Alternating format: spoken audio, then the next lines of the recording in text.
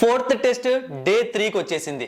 అయితే ఇంగ్లాండ్ వాళ్ళు ఇంత ఘోరంగా ఉంటారు, అసలు మనుషులేనా అంటే వాళ్ళ ఫ్యాన్స్ గురించి కొంతమంది గురించి మాట్లాడుతున్నాను, అలాగే కొంతమంది క్రికెటర్స్ గురించి కూడా మాట్లాడుతున్నాను. అంటే ఇంత ఘోరంగా గేమ్ ఆడతారు, ఇంత మోసంగా ఆడతారని నాకు అనిపిస్తుంది అనమాట. వీడియో మొత్తం చూడండి, అస్సలు మిస్ అవ్వకండి. సో ఒకసారి టెస్ట్ మ్యాచ్ చూసాము అంటే నిన్న వీడియోలో మనం ఏదైతే డిస్కస్ చేసామో ఆల్మోస్ట్ అలానే వెళ్తుంది గేమ్. సో నిన్న మనం ఏం మాట్లాడుకున్నాము అంటే ఇండియాకు ఒక్క రన్ లీడ్ వచ్చిన ధ్రువ్ జురేల్ అద్భుతంగా బ్యాటింగ్ చేసి మనం అంటే డౌట్ లేకుండా గేమ్లోకి వచ్చేస్తారని చెప్పాను. అండ్ అంతేకాకుండా మనం ఒక 50 రన్స్ బిహైండ్ అయినా పర్లేదు, అంటే ఒక తక్కువ ఇంగ్లాండ్కి 50 రన్స్ లీడ్ వచ్చినా పర్లేదు, మనం 50-50%తో గేమ్లో ఉంటామని చెప్పాను. సో అదే జరిగిందనమాట. ధ్రువ్ జురేల్ చాలా మంచిగా బ్యాటింగ్ చేశాడు, 90 రన్స్, సెంచరీ మిస్ అయిపోయాడు. అండ్ కుల్దీప్ యాదవ్ కూడా మెచ్చుకోవాలి, ఎందుకంటే ధ్రువ్ జురేల్ లాస్ట్ వరకు ఉన్నది కాకుండా కొంచెం ముందుకు చూసుకున్నాము అంటే ఇండియన్ బ్యాటింగ్ లైనప్లో అతి ఎక్కువ బాల్స్ ఆడాడు కుల్దీప్ యాదవ్. అలా ఎందుకు ఆడాడో నిన్న కూడా నేను చెప్పాను అనమాట. ఎందుకంటే నిన్న మొత్తం Dhruv Jurel first ball single తీసుకోవడం, తర్వాత బాల్స్ అని కుల్దీప్ యాదవ్ ఇవ్వడం, ఇదంతా జరిగిపోయింది. అయితే ఇప్పుడు టీమిండియా గెలుపుకి చాలా దగ్గరలో ఉంది, ఇంకా 152 రన్స్ మాత్రమే. సో ఇద్దరు రాజస్థాన్ రాయల్స్ ఆటగాళ్ళు బ్యాటింగ్ లో టీమిండియాకు బాగా హెల్ప్ చేశారు. ఒకటి యశస్వి జైస్వాల్, రెండు ధ్రువ్ జురేల్. ఇద్దరిని చాలా మెచ్చుకోవాల్సిందే. సో వాళ్ళని చాలా త్వరగా ఆల్అౌట్ చేయడం కూడా మన బౌలర్స్ అనమాట. ముఖ్యంగా అశ్విన్ మరోసారి ప్రూవ్ చేసుకున్నాడు తన ఇండియన్ క్రికెట్ లోనే one of the biggest test match winner అని చెప్పి. ఎందుకు అంటే వెంటనే గేమ్ స్టార్ట్ అయిన వెంటనే 2 వికెట్లు తీసుకోవడం, ఆ తర్వాత మళ్ళీ ఇంపార్టెంట్ వికెట్స్ తీసుకోవడము, జో రూట్ లాంటిది కానీ, అండ్ మధ్యలో కుల్దీప్ యాదవ్ కూడా మెచ్చుకోవాలి, బ్యాక్ టు బ్యాక్ వికెట్స్ తీసుకోవడము. సో ఈ విధంగా ఇద్దరు స్పిన్నర్స్ కలిసి గేమ్ ని టోటల్ గా మన వైపు తిప్పేశారు. అయితే ఇక్కడ ఏం మోసం జరిగింది, ఇంగ్లాండ్ వాళ్ళు ఏం మాట్లాడుతున్నారు అంటే, సో నేను ఫస్ట్ ఒకటి మీకు చూపిస్తాను, దాని తర్వాతే మాట్లాడతాను. సో ఇక్కడ మీరు చూసారు అంటే అంపైర్స్ కాల్ రూపంలో మన వాళ్ళు గిల్, పటిదర్ అండ్ అశ్విన్, అండ్ వీళ్ళు మాత్రమే కాకుండా ఇంకొక బ్యాట్స్మెన్ కూడా అవుట్ అయ్యాడు, బట్ నాకు గుర్తులేదనమాట. సో నలుగురు అంపైర్స్ కాల్ రూపంలో అవుట్ అయ్యారు. వాళ్ళ ప్లేయర్ ఒలీ రాబిన్సన్ ఒకరు అంపైర్స్ కాల్ రూపంలో బతికిపోయాడు. అండ్ ఇదంతా ఒక రచ్చ, అంటే అంపైర్స్ కాల్స్ ఎక్కువ జరుగుతున్నాయి, మనకు ఫేవర్ గా కన్నా వాళ్ళకే ఎక్కువగా అడ్వాంటేజ్ రావట్లేదు అని చెప్పి చాలా రచ్చ చేస్తున్నారు. అంటే అది ఎప్పుడు చేస్తున్నారు, సెకండ్ టెస్ట్, థర్డ్ టెస్ట్ నుంచి కూడా చేస్తున్నారు. సో ఈ టెస్ట్ మ్యాచ్ లో అయితే మాత్రం ఓవరాల్ గా చూసుకున్నాము అంటే అతి ఎక్కువ ఒక 75% అంపైర్స్ కాల్ అనేవి ఇంగ్లాండ్ కు ఫేవర్ గా వెళ్ళిపోయాయి. ఎంతలా వెళ్ళిపోయాయి అంటే ఒకానొక స్టేజ్ లో టీ బ్రేక్ కి ముందు రోహిత్ శర్మ అనమాట అంపైర్ తో ఫన్నీ చేస్తూ అంటున్నాడు అనమాట, వీళ్ళు మనకి అంపైర్స్ కాల్ ఎవరు వాళ్ళకైతే ఇస్తారన్నట్టుగా ఆ అర్థం వచ్చేటట్టు మాట్లాడుతున్నాడు. సో ఇక్కడ మైకిల్ వాన్ కానీ లేకుంటే బెన్ స్టోక్స్ కానీ అంపైర్స్ కాల్ వాళ్ళకి ఫేవర్ గా వస్తున్నాయి కాబట్టి ఎవరు ఏ మాట మాట్లాడలేదు, ఒక ట్వీట్ చేయలేదు, ఒక పోస్ట్ మ్యాచ్ బెంచ్ లో కూడా బెన్ స్టోక్స్ ఏమీ మాట్లాడలేదు. అయితే జో రూట్ వికెట్, సో మీరు ఒకసారి ఇక్కడ చూసారు అంటే జో రూట్ వికెట్ కి సంబంధించిన ఒక పిక్చర్ అనమాట. సో నార్మల్ గా ఇక్కడ అంపైర్ నాట్అవుట్ ఇచ్చాడు, ఇండియా వాళ్ళు రివ్యూకి వెళ్ళారు. అక్కడ ఏమైందంటే బాల్ 50% లైన్ లో ఉంది, అండ్ ఓకే అది చాలా టఫ్ అనమాట. ఇక్కడ ఎవరికి ఫేవర్ చేయలేదు, చాలా టఫ్, బట్ బౌలర్ కి కొంచెం అడ్వాంటేజ్ ఇచ్చేసి వికెట్ ఇచ్చేశారు. బట్ రూల్సే తెలియకుండా ఇంగ్లాండ్ క్రికెట్ ఫ్యాన్స్ కానీ, మైకిల్ వాన్ కూడా అతను క్రికెటర్, టెస్ట్ క్రికెటర్ అంటారు, అండ్ ఇంగ్లాండ్ టీంకి కెప్టెన్సీ చేశారంటారు, అతను ఏదో ఒక పోస్ట్ పెట్టేసి నిజాలు మీకే తెలుస్తానట్టుగా మాట్లాడుతున్నాడు. అంపైర్స్ కాల్ కి ఎప్పుడు కూడా పిచ్చింగ్ అనేది సంబంధం లేదు. అండ్ అంతేకాకుండా ఇక్కడ అంపైర్స్ కాల్ రానే రాదనమాట, ఎందుకంటే ఆల్మోస్ట్ 50% బాల్ ఖచ్చితంగా లైన్ లోనే కనిపిస్తోంది. 51% అని కూడా నేను చెప్తాను కావాలంటే. Centre of the ball line లో ఉంది 50% బాల్. ఆబ్వియస్లీ డిఆర్ఎస్ వాళ్ళు తీసుకున్న డిసిషన్ కరెక్ట్ అనమాట. అక్కడ దాన్ని పక్కన పెట్టేసి ఏదో మోసం జరిగిపోతున్నట్టు అంత పెద్ద పెద్ద మాటలు మాట్లాడుతున్నారు, ట్విట్టర్లోకి వచ్చి హంగామా చేయడాలు, ఇండియా మోసం చేస్తుంది అండాలు, అస్సలు బాగలేదనమాట.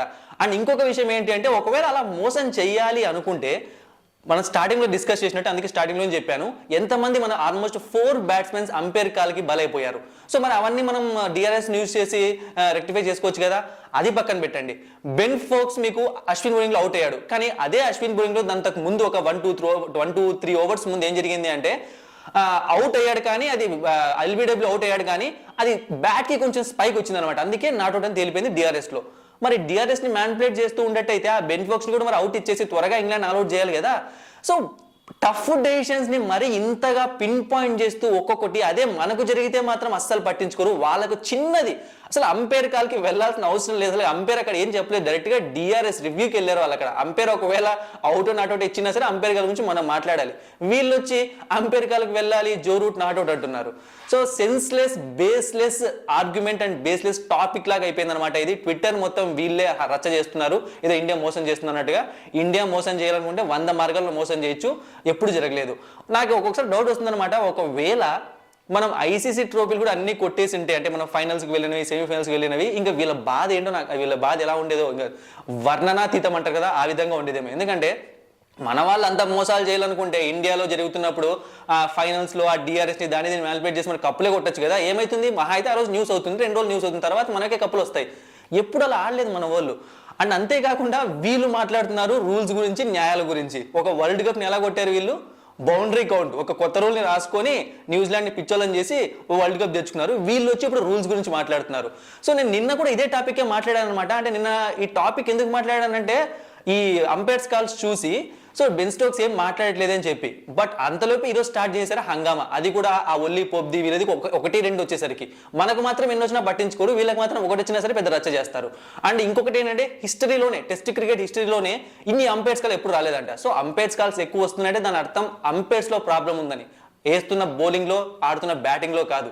సో వాళ్ళు డెసిషన్స్ కరెక్ట్గా తీసుకోలేక 50-50 ఛాన్స్ ఉన్నప్పుడు అవుట్ అండ్ అవుట్ ఇస్తున్నారు. ఆ డిఆర్ఎస్కి వెళ్ళినప్పుడు అది బ్యాట్స్మెన్కి ఫేవర్ లేకుంటే బౌలర్ ఫేవర్ వస్తుంది, ఆ అంపైర్ కాల్ రూపంలో బతికిపోవడం లేకుంటే నాశనం అయిపోవడం జరిగిపోతుంది.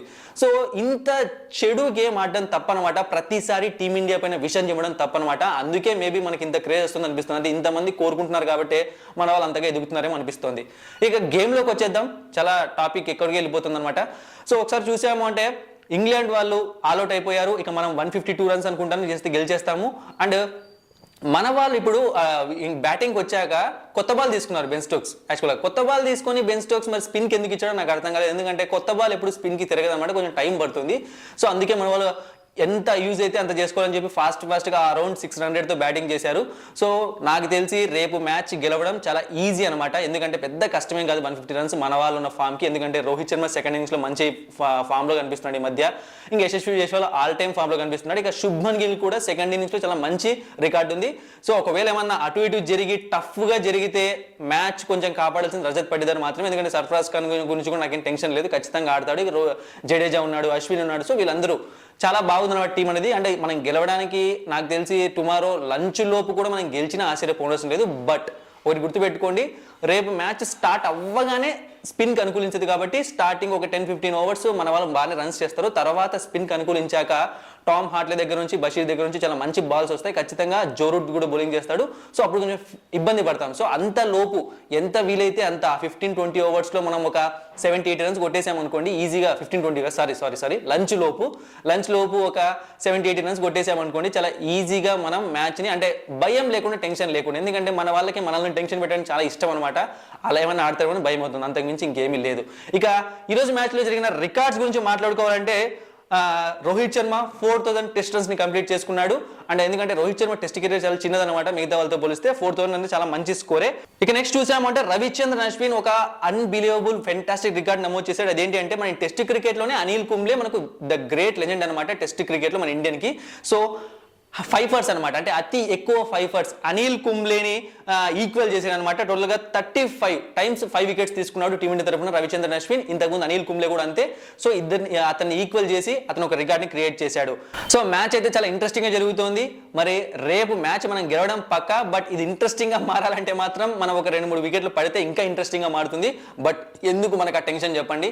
ఏ టెన్షన్ లేకుండా ప్రశాంతంగా ఈ మ్యాచ్ గెలిచేసి టెస్ట్ సిరీస్ ని మనం కైసం చేసుకోవాలి. అండ్ ఒక టెస్ట్ కోసం వీళ్ళు చేస్తున్న హంగామా చూస్తుంటే ఇంగ్లాండ్ వాళ్ళది నాకు చాలా ముచ్చటేస్తుంది అనమాట. మరి ఈ అంపైర్స్ కాల్పైన వీటిపైన మీ అభిప్రాయం ఏంటో కామెంట్ సెక్షన్లో తెలియజేయండి. Thank you for watching and supporting me.